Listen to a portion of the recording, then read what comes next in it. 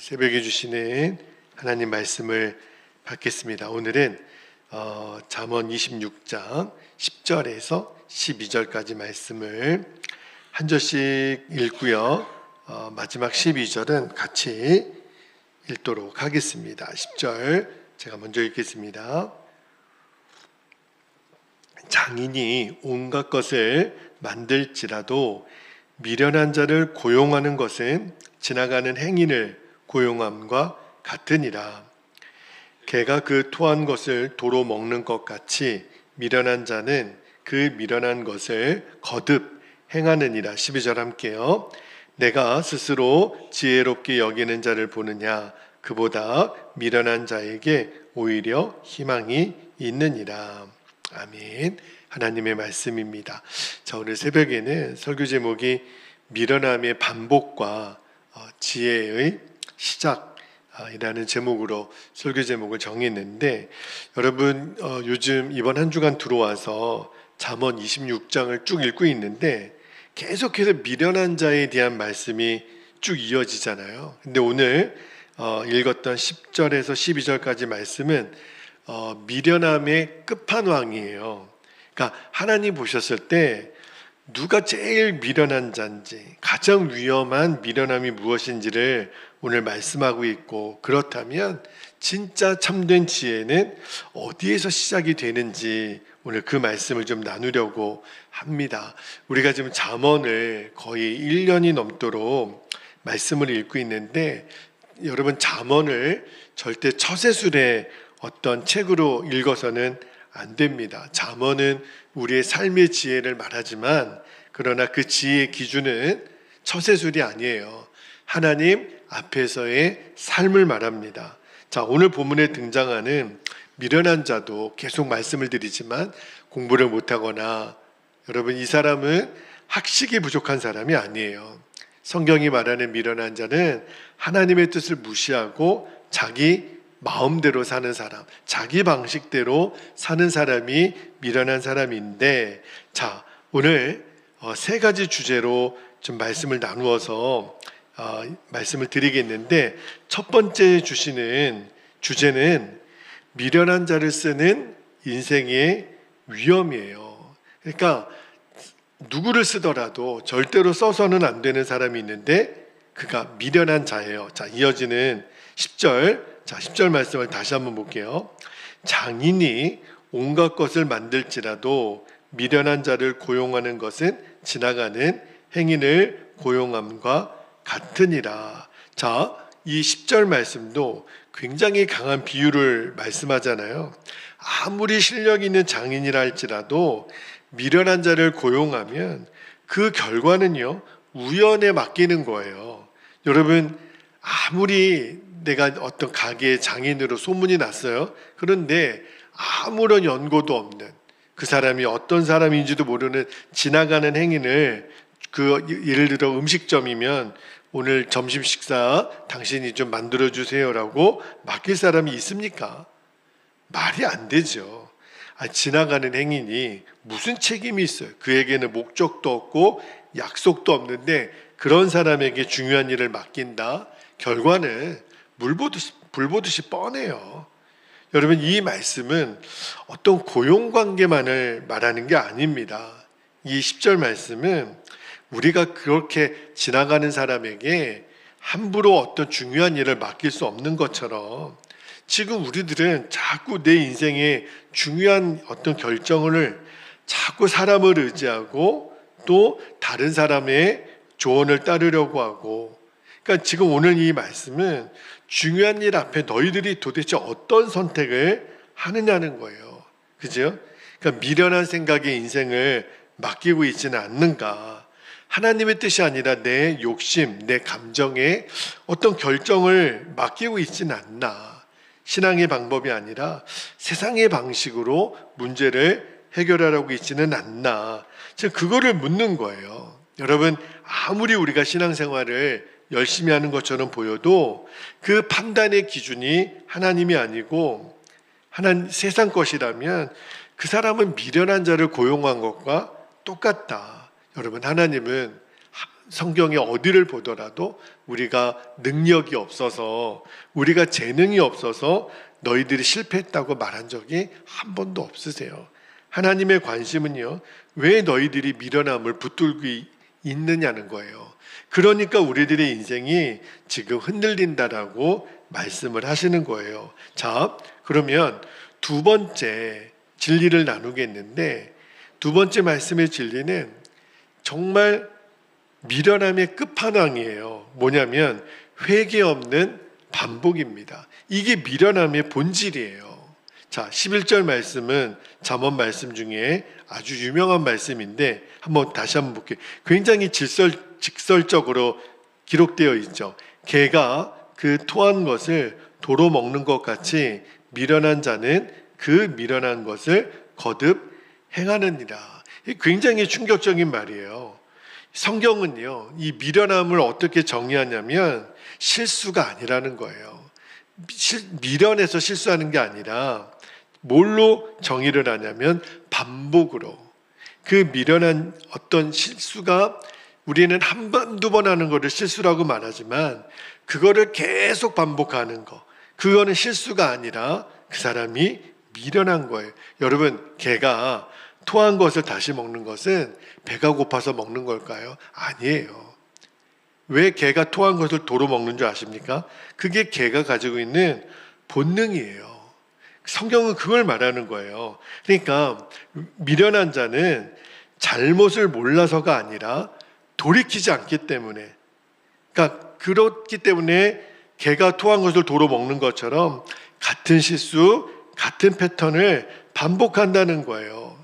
늘 관계의 문제를 반복하고, 늘 같은 죄 앞에서 무너지고, 늘 같은 변명으로 자신을 합리화해요. 그런데 문제는 뭐죠?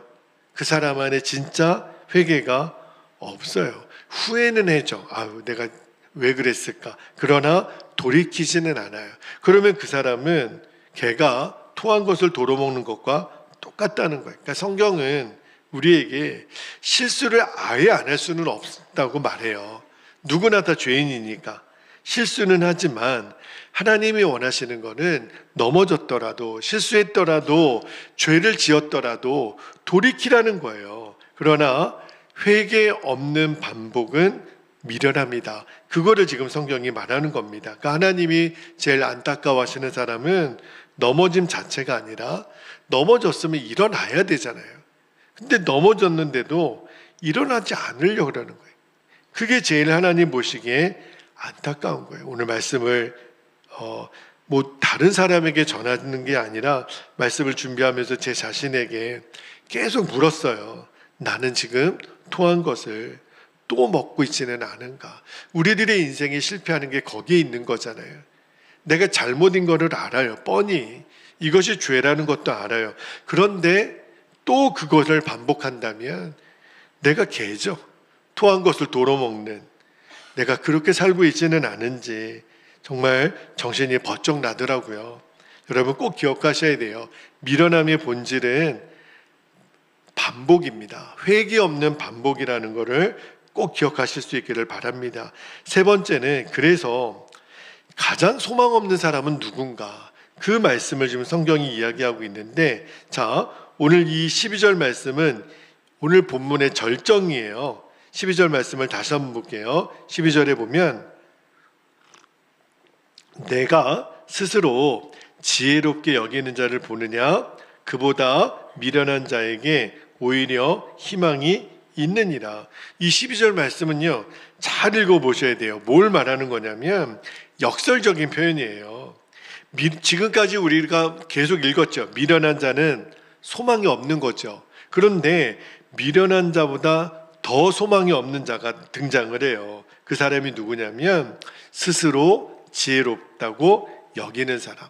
이 사람이 진짜 소망이 없는 거예요. 그러니까 사실은 미련한 자는 최소한 자신이 부족하다라는 사실을 느끼기는 해요. 그런데 스스로 지혜롭다고 여기는 사람, 이 사람은 말릴 수가 없습니다. 우리가 어떤 게 대화를 하다 보면 제일 말이 많은 사람이 있어요. 왜 말을 많이 할까요? 내가 하는 말은 지혜롭다고 여기는 거죠. 내가 하는 말은 옳고 내가 하는 말은 정확하고, 늘 여러 사람이 모인 자리에도 말이 많은 사람이 있어요. 그런 사람의 특징이 뭐냐면 배울 필요가 없는 거예요. 왜? 나는 이미 아니까. 나는 다 알고 있으니까. 어떤 분야에도 누가 다른 말을 꺼내도 그 말에 대해서 내가 다 굉장히 아는 척하는 사람이 있죠. 왜요? 내가 다 안다는 거예요. 말씀을 들어도 이미 알고, 권면을 받아도 내 해석이 더 옳고, 회개를 말하면 남의 이야기로 넘기고. 사실은 이 사람이 진짜 똑똑한 사람 같지만 성경은 뭘 말하냐면 영적인 교만을 얘기하는 거예요. 그 사람이 미련한 자보다 더 소망이 없는 거예요. 이미 난 다 안다고 생각하니까 배울 필요가 없는 거죠. 여러분, 근데 성경은 분명히 말합니다. 교만한 지혜는요, 미련함보다 더 위험합니다. 정말 다시 한번요, 교만한 지혜는 미련함보다 훨씬 더 위험해요. 여러분, 지혜는, 성경 우리가 잠언을 쭉 읽고 있지만 지혜는 지식에서 시작되지 않아요. 학문에서 나오는 게 아닙니다. 지혜는 어디서부터 시작이 되냐면 나는 아무것도 모릅니다. 그 겸손의 고백에서 지혜는 시작이 되는 거예요. 내가 안다. 나는 다 알고 있다. 그게 지혜가 아니라는 것을 우리가 꼭 명심할 수 있기를 바랍니다. 오늘 말씀의 결론입니다. 마지막 네 번째 진리는 뭐냐면 그래서 지혜의 길로 돌아오라는 거예요. 그러니까 오늘 10절에서 12절까지 말씀은요, 우리를 절망시키는 말씀이 아니에요. 말씀을 읽다가 그렇구나, 내가 살 길을 주님이 보여주신다라고 하는 주님의 초대라고 느껴졌어요. 그러니까 미련함의 반복에서 돌아오라는 거예요. 더 이상 반복하지 말라는 거예요. 내 확신의 교만을 내려놓고 다시 말씀 앞에 서라. 이게 오늘 말씀에 우리에게 도전해 주시는 진리입니다. 하나님은, 성경을 읽어보세요. 완벽한 사람을 하나님이 찾았나요? 하나님이 쓰신 사람 중에 완벽한 사람이 있었나요? 아니에요. 단 한 명도 하나님은 완벽한 사람을 찾지 않으셨어요. 오히려 반대로 겸손히 들을 줄 아는 사람, 돌이킬 줄 아는 사람. 다윗도 그랬잖아요. 넘어졌고 베드로도 그랬잖아요. 그러나 하나님은 그가 돌이켰다면 다시 쓰세요. 그러나 끝까지 돌이키지 않는 사람은 하나님이 쓰실 수가 없어요. 가룟 유다 돌이켜야죠. 그가 나중에 스스로 목을 매는 게 아니라 다시 돌이켜야죠. 베드로처럼. 하나님은 돌이키면, 내 지혜를 내려놓으면, 그리고 하나님의 지혜를 구하는 사람을 하나님은 반드시 다시 쓰십니다. 야고보서 1장 5절 이 말씀만 읽고 기도하기를 원하는데 같이 한번 읽어볼까요? 야고보서 1장 5절 시작. 너희 중에 누구든지 지혜가 부족하거든 모든 사람에게 후히 주시고 꾸짖지 아니하시는 하나님께 구하라. 그리하면 주시리라. 여러분, 우리가 이렇게 새벽에 모여서 말씀을 듣고 기도하는 이유가 바로 여기에 있어요. 하나님, 제가 지혜가 너무 없습니다. 그러나 후히 주시고 꾸짖지 아니하시는 하나님께 구하면 주신다고 했으니 오늘 저에게 지혜를 주십시오. 우리가 그러려고 매일 새벽마다 모이는 거예요. 오늘 이 말씀 앞에서 우리가 이런 마음으로 기도했으면 좋겠어요. 주님, 제 경험보다 주님의 말씀이 언제나 옳습니다. 제 생각보다 주님의 뜻이 최선입니다.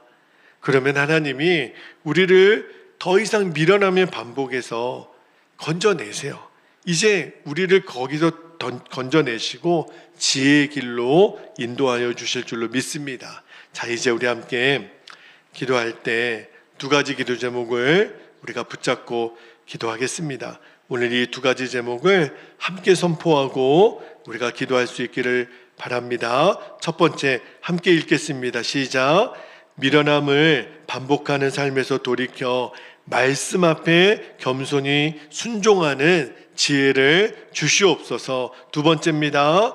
스스로 지혜롭다 여기는 교만을 버리고 날마다 하나님의 지혜를 구하게 하옵소서. 이게 오늘 말씀해 주시는 하나님의 마음이고 우리가 붙들고 기도할 제목입니다. 이 시간 우리 주님의 이름을 간절히 부르시고 우리가 함께 통성으로 기도하겠습니다. 주여